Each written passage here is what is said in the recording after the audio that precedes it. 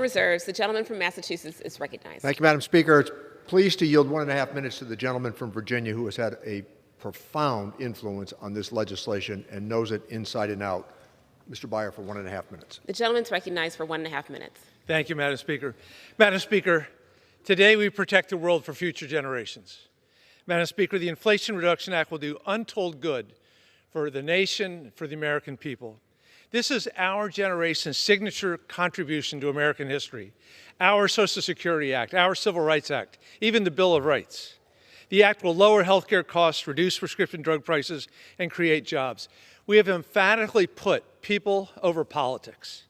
Much like a proposal I introduced with Senators Warren and Angus King, it will actually reduce the deficit by preventing tax avoidance for the biggest corporations in this country, require them to shoulder their fair burden of the tax responsibility.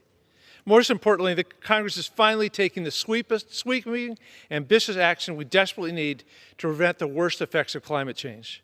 We're passing the most important environmental bill in history. I'm privileged to serve on Chairman Neal's brilliant and enlightened Ways and Means Committee, and I'm proud of the diverse tax credit provisions I partnered with many distinguished members and friends. These are the parts of the act which will have enormous climate consequences. They'll accelerate the adoption of zero-emission mid-sized trucks, vans, and other commercial vehicles. They'll scale up direct air capture technology to remove carbon pollution directly from the atmosphere. They'll promote the development of green hydrogen, and they'll incentivize the reduction of emissions in commercial buildings. These provisions and the bill as a whole will create huge numbers of good-paying jobs. And then there's the big picture.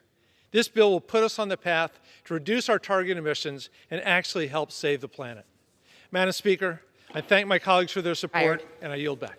Okay. The gentleman reserves. The gentleman